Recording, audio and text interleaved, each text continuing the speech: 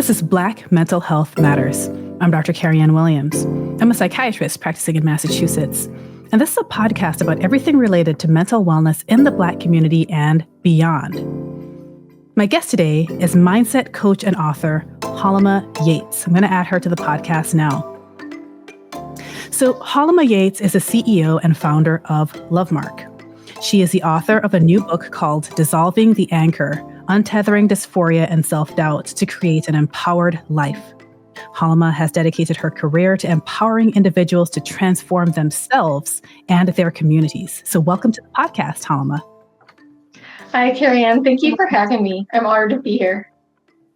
So tell us a little bit more about yourself and about the work that you do.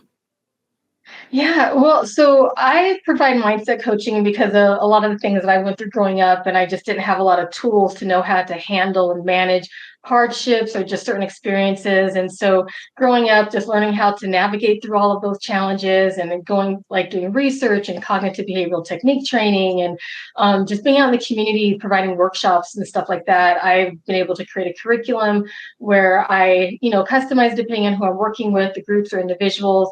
And I just love to do what I can to empower people to know their worth, just know that they matter, know what they're capable of, go after what they want in life, and just try and enjoy life as much as we can. There's a lot that is out of our control, but then what's within our control is the choices that we make. And so I just try to help people, guide them along the way with that, just to bring as much happiness and joy as I can. Oh, and how long have you been doing this? Oh man, I would say I started doing this when I was a teenager, like sharing my poetry and stuff like that. But I would say, really when I started my company is when I got to doing this full time. But off and on for over 25 years, I've been doing mindset coaching type of work. But I started my company February 2017, and that's when I really just started going all in. I didn't want to just have this be a part-time thing. I wanted it to be something that I just had to be my full-time career because it's what I love to do. So yeah. Nice. And so you've written this book, Dissolving the Anchor, Untethering Dysphoria and Self-Doubt to Create an Empowered Life. And I pulled this wonderful quote from the beginning of the book. I hope it's okay that I'm going to read a few quotes. But I'm going to read the quote. I want you to just tell us a little bit more about why you wrote the book and things like that. But you said, this book is about facing what's tearing us up inside and causing our emptiness so that we can discover what we have within us to overcome those afflictions and be able to thrive in life. So tell me a little bit more about that and about why you wrote this book. I just experienced, as I was saying earlier, how I experienced a lot growing up, whether it was just, there's so many factors that shape us into who we are, like our internal factors, external factors. But I focus on the external factors, and there was just things that I went through with my family, things I went through in just certain social settings, with my race, and there's just a lot that I experienced, and it hurt me. It brought me down. I didn't know how to handle it, and I feel like a lot of people can relate to that, whether we've experienced things due to just who we are, our gender, our race, our age, whatever identities we have. Just life can be hard too. So I use this book to share things that I've been through, and then also understanding how life can be hard and it's not always going to be rainbows and sunshine, but just figuring out how to get through those hard times and how to remember that you matter, because sometimes things can happen that can have us feel like we're not enough or we're not lovable. And so I just wanted people who feel that way, who may be doubting themselves, their worth, to know that they do matter and to remember that. Well, I think that's such a powerful message. I feel like so many of us need to hear that, need to hear about what we're worth and to remember that we're enough. There's so many themes in your book, but one of the things that stood out to me was a theme of identity. And in the book, you share this kind of interesting experience where, you said that when you were young, if adults told you that you were cute, family members would say, don't tell her that, she'll be conceited. Compliments would be quickly invalidated by family members. So tell us more about that time. Yeah.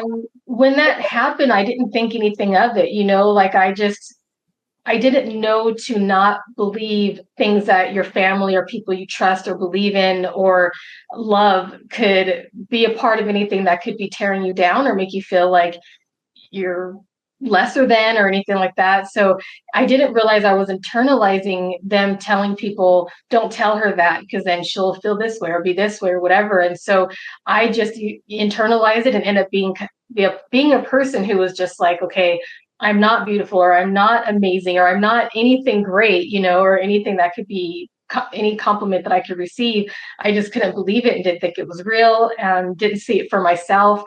I just wasn't able to because I didn't believe that it was true or real until I had to find out for myself who I was and how I wanted to see myself and be able to have confidence in who I am and how I look and allow that to be something that doesn't have to be where you're conceited or you're superficial. Like, I think it's okay to love ourselves, all parts of ourselves, the flaws, the good things, whatever, and so I became a person who I'm able to accept all parts of myself. And I just always try to feel the best way that I can about myself. And it's interesting that sometimes we don't realize how those early messages in life really influence how we think about ourselves for the long run.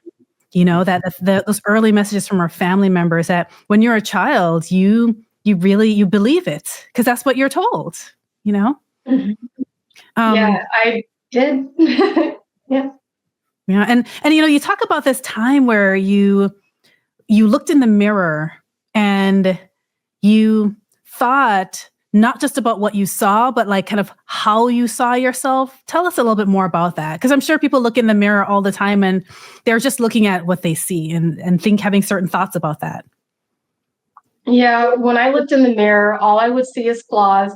I would always tear myself down. It even got to the point where I didn't like anything about myself, whether it wasn't just the way I looked on the outside, but how I felt internally.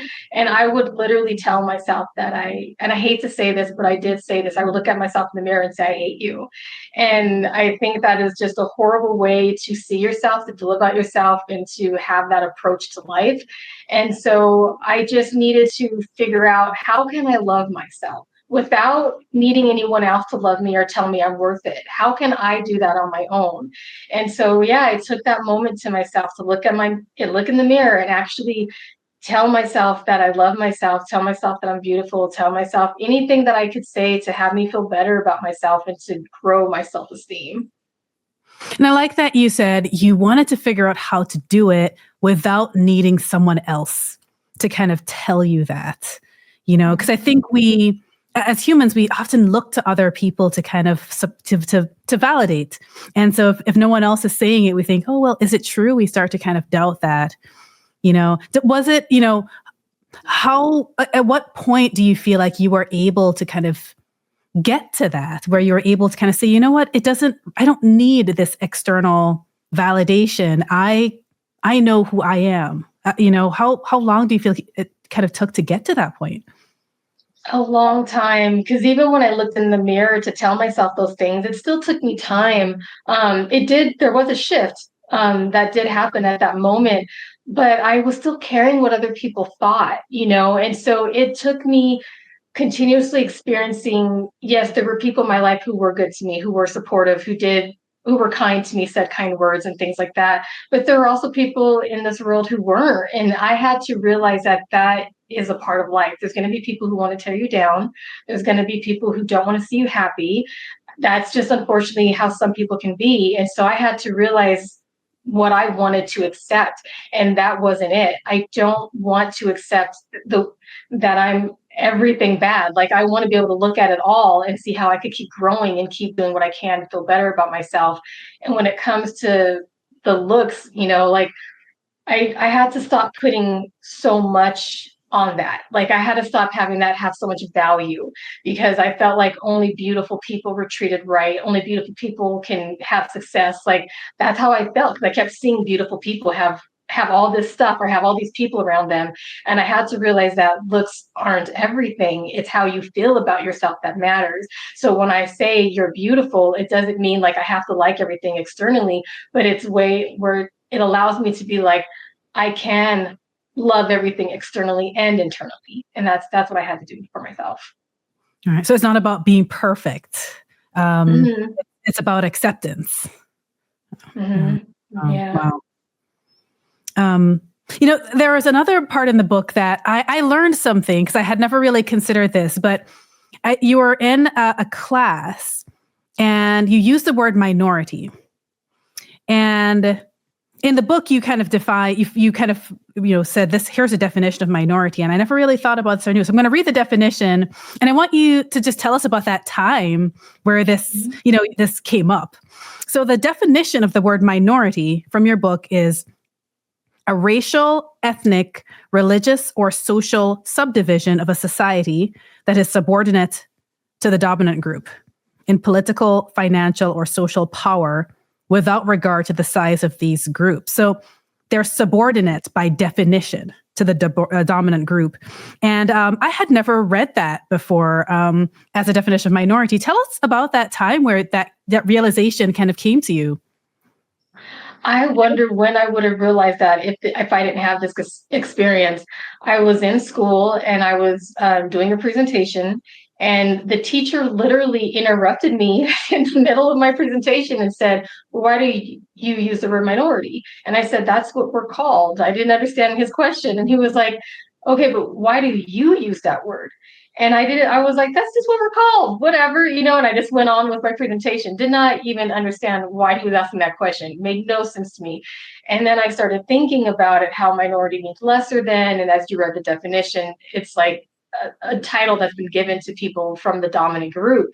And so I think about what lesser than means to us and how that affects the way that we feel about ourselves and our abilities and anything that we're capable of. And I had to choose for myself that I won't use that word minority because I feel like the stigma attached to it. So for myself, I just feel like I don't use that term. But it's not something where it's like, oh, no one should use it or whatever. It's your choice, But for me, I decided that I won't use that word. Yeah, and ever since reading that, I've been very careful now to really think about, when I think about using that word, I think, is this the right word to use here? Is this a situation that it makes sense to kind of describe either my group or some other group as subordinate to a dominant group in these ways: political, financial, social power. The other theme about identity that you kind of talk about in your book, you talk about feeling, it's more about that kind of the racial aspect. You talk about feeling judged. And by some people, they kind of think you're not Black enough. And other people think you're too Black. And some people are saying, oh, you're an Oreo, which, you're Black on the outside, but you're white on the inside. And I'm curious to know a little bit about what it was like for you navigating your racial identity. Yeah, that was difficult because I grew up in an area that there wasn't a lot of people that wasn't really diverse. There wasn't a lot of people that looked like me in the area that I grew up in. And so I didn't want to feel like I had to portray what I was seeing on TV or like in the movies or in the videos or music or whatever, I felt like that's what people were saying to me when they would say you don't act Black enough. Like I'm not being the stereotype that they're used to seeing. I felt like back then that's what I was experiencing at that time. Right now, whether that's the case or not, I'm not sure. But I would just say that I chose for myself, like I'm going to be who I am. Like I'm not auditioning to be any type of a person or race or anything like that. I am me. I do see myself as a Black woman.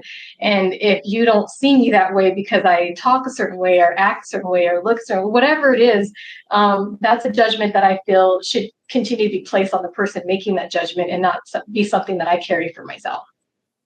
Yeah. And I think it's absolutely kind of, it's I think a really helpful conclusion to come to. Again, for me, coming from another country, from Jamaica, I realized I kind of started hearing people talk about this concept of like Blackness and being Black enough or not Black enough or Black on the outside. And, I realized it's kind of a culturally bound concept because what they're really talking about is, the expectations of Black American culture. and kind of whether someone conforms to the expectations of this inside group of Black American culture. And so coming from Jamaica and thinking about this person acting white, or you can't go into this store because that's where white people shop, or, you can't, you there's kind of like these things about being white on the inside. It didn't compute. And like, it just still doesn't make sense to me, because, I come from a country where Bob Marley would call that mental slavery. And so like this idea that you're kind of like bound in your own mind. In my country, we're kind of very aware to not kind of enslave ourselves mentally. But we also have kind of the advantage of, kind of being a dominant group. So it's kind of like, it's a different place to kind of grow up. And so we kind of grow up with a different kind of mindset, but it's been an interesting learning experience my entire time being in the US and kind of being in the culture here and learning about why these things have evolved to be the way they are, why people think the way they think, and kind of the ways in which things are and the way in which things should be changed. But it's definitely important to come to terms with these things for yourself in terms of your own identity, and not feeling bound really to someone else's expectations of, what you're supposed to act like because of what you look like on the outside. Yeah. And that was hard, I would say too, because I was also in that phase of still needing to be loved, liked, and accepted by everybody. And so hearing that and having people treat me a certain way, it was just like, it was tough, and so it was just another challenge I had to face, where I needed to accept myself for who I was. And you take me for who I am, like I'm not gonna put on any type of persona, whatever that's supposed to be. And so, yeah, I think it's important to realize, like, just be who you are, whatever that is, however that is, whoever you are. And was this something that you kind of, in some ways, grew up with? So like throughout your childhood and young adulthood, these are kind of the messages that people gave you, is that something about you just isn't enough. Like it's not the right amount, that sort of thing. Is that kind of what you experienced? I felt like I experienced that a lot with my family as well, because that's where my self-esteem first got impacted by getting lower from what I was experiencing from my family. So that kind of started first, where I felt like I wasn't enough, and I wasn't lovable and things like that. And then moving to an environment where, wasn't really ethnically diverse and stuff. And then once again, having people have me feel like I'm not enough there too, so it's just like constantly getting that message in so many different ways. And the media too would give me those messages. There are certain movies and videos and TV shows, like, constantly being taught, like, who was beautiful, who was intelligent, who was the leader, and so all of that was like a message teaching me, like, you're lesser than. So I had to decide for myself, like, I'm not going to accept those messages as my truth, whether I'm getting it from my family or friends or society, and be myself. And then during one year during a summer break, you decided to look at yourself as if you were in the body of someone beautiful and courageous and charismatic and capable. And you said you walked around with your head held high. And then you said you realized that how you feel about yourself determines how you carry yourself and how you'll react to certain situations. So tell us a little bit more about that. Yeah, I wasn't trying to force myself into thinking that I was a capable person or that I was worth knowing or valuable.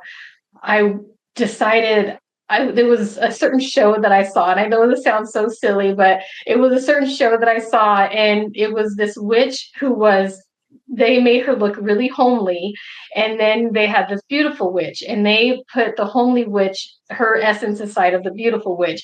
And so she, was so happy to be in that body, and the way that she moved and did things, it made me think, like, if I could feel that way about myself, how that would feel. And so I just thought about how I wanted to embody knowing my worth. And when I did that, like, I literally just embodied it. I didn't try to force myself to think that it was true or real or whatever. I just felt it, and I just I just like accepted it and let it in. And I walked around with my head held high, and I noticed a huge difference in how I made certain decisions and how certain people treated me. Like it just made a huge difference. I saw it. Yeah, it was huge. And did you say that nowadays you help people with some of these like kind of cognitive techniques? Yeah, because of a lot that I've been through, obviously I haven't been through everything and I can't always relate to 100% of all the things that my clients have been through.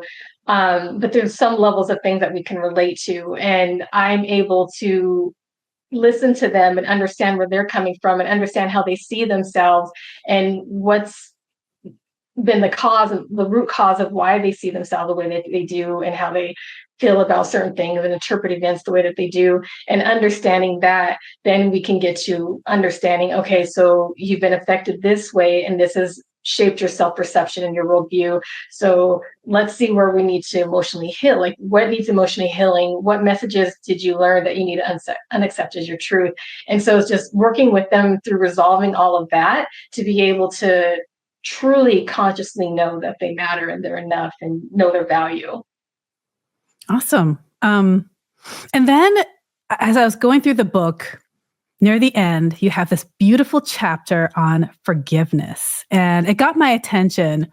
I love that you say, sometimes you use the word forgive, but sometimes instead of using the word forgive, you say, I choose to release. And that is powerful to me. Tell us a little bit more about why you wrote this chapter. When we experience so much, that is a method for letting things go, for no longer having it be a part of your present life, because whatever it is that you've been through or witnessed, it's still stuck with you, whether you consciously remember it or not. It's unconsciously there as well. And so when you can take this time to reflect and realize your story, then you can see, okay, this experience really affected me in a way that has been harmful. So this is an experience that I need to release from myself. So it's understanding who needs to be forgiven, whether it's someone else or yourself. And then it's understanding that forgiveness isn't always like, I know some people can see forgive as, oh, you're excusing what happened, or you're excusing the person, or excusing yourself. But it's not about that. It's letting go of the weight of that pain, that shame, that guilt, the way that it just hurts you, whatever the situation was. So you could either say forgive, or you can just say, I choose to release. Because if you don't, all those things that you have been through are still going to be directing your emotions and your thoughts and your behaviors. And so in order to be able to make sure that you're having constructive thoughts and constructive behaviors, it's releasing those things that have been harmful to you, or learning from them too, learning from them, growing from them. And if it's harming you, it's just like, how can I release this to no longer be something that's controlling me in a way that's negative? And tell us a little bit about why it's important for people to forgive themselves. Because we think so much about other people. Yeah, it can be so, it depends on the situation of where it's easier to forgive others than ourselves. But I will say that there's so much that we can tear ourselves down with, like, oh, I should have done that better, or I shouldn't have done this, or like we can just tear ourselves down so easily. And so it's just realizing that sometimes you made choices with the best information that you had, or with a certain mindset of where you were at that time. And so as you continue to learn and grow and evolve, then now you're maybe going to start making choices that are going to be healthier for you, or that are going to be more beneficial to you. So it's allowing yourself to realize, okay, yes, I did do that. I wish I did it, or whatever, but it happened. And we can't change the past. We can only work on what we can do right now, and making steps every day to make our future that we want it to be the best way we can. And so allowing yourself to be like, okay, that did happen. I did do this. I need to forgive myself. I have to move forward. Let me learn from it. Let me grow from it. Let me move forward. Wow. And so, for listeners out there are so many things in this book. I would just kind of touch the surface of it. There's a lot of really interesting and kind of vulnerable life stories that you've shared. There's poetry, there's illustrations. And you did the illustrations yourself, the artwork yourself? I did some of the artwork, but actually a lot of artwork was contributed from just worldwide. Artists worldwide provided art for this book, and amazing artists, and I'm so thankful to them. So it's not all me. No, not at all. And what else do you hope for readers to get out of your book? Like, what do you want readers to know about your book? I want people to be able to pick it up and just realize, I don't know, I just feel like there's a lot. The reason why I wrote the book was a lot of people were hurting. I every single day I'm running into people who are hurting, not just people who are my clients. And I just felt like I was seeing it all the time. Like, people are hurting, people are going through things. And sometimes people don't feel like they can talk about it. Maybe they feel like, oh, if I talk about this, people will think I'm weak, or whatever the reason is why people hold on to things. And I just want people to know that there's a lot of people out there who are hurting, who are struggling, who are having certain thoughts, where they may be self-defeating thoughts, critical, limiting thoughts. And I just want people to know that they're not alone. And hopefully there's some tools in there that you can use, that you can relate to, whether we have the same experiences or not. I feel like the book was written in such a way where it can relate to a lot of people, no matter your age, your race, your gender. I've noticed a lot of people can relate to certain experiences and advice and guidance that the book has to offer. So I just want it to be useful for people, so they can just know that they matter, and they can be intentional with their choices to have the kind of life that they really want to have. Well, I mean, as I said, I kind of looked through it, and there's a lot of very powerful conclusions that you come to, a lot of really important life lessons that you've learned and that you shared with others. And so as we wrap up the show, what are 5 things that you do for your own mental wellness? Okay, 5 things that I do for my mental wellness. Okay, so first and foremost, I participate in activities that bring me joy. I I realize that I have a choice. That maybe I should put that as number one, realizing that you have a choice, because for so long I didn't realize I had a choice. So for my mental health, what helps me is realizing that I have a choice in what I do, what I say. And so I choose to participate in activities that bring me joy. I choose to be around people as well that bring me joy. Sometimes if I'm around people due to work or certain situations where maybe they may not be the healthiest for me, I choose to realize how much I want to allow them to affect me. So for my mental well-being and emotional well-being, if there's people in my life who are doing and saying hurtful things, I remember who I am. That helps my mental health and my emotional health, just to remember who you are, and not allow anyone to dictate your worth. So other things, like I love traveling, so I do that. And I love food so much. So I love going to local restaurants and as many places as I can go to try as many different cuisines as possible. So I love that. And just having new experiences. I love having new experiences. I love trying to do something new. And I wasn't counting. Was that 5? How many was it? I think there might be. Yeah, I think so. I wasn't counting either. No. But I love that. I love that idea, because I love that it's a combination of, things that you do, but also mindsets that you have. So no surprise that you're a mindset coach, because mindset is everything, really, and it sounds like that's one of the things that saved you, was shifting the way that you think. Oh yeah, I had to. Yeah. It's a great lesson for people. And, guys, check out Hailima's book, Dissolving the Anchor. Where can people find you if they want to connect with you, if they have questions about your book? I think it's just easier if you go to dissolvingtheanchor.com. You can go there to purchase the book. And if you want to participate in any workshops that I offer, the site also shares my company site. So my company is Lovemark. And so you can also click on that to go to my company site and participate in workshops and retreats and all that stuff. So just go to dissolvingtheanchor.com. All right, very cool. And so thanks for joining us today, Hailima. And listeners, thank you for joining us for today's episode. Remember this week to be confident, determined, and courageous. Take care and have a great week.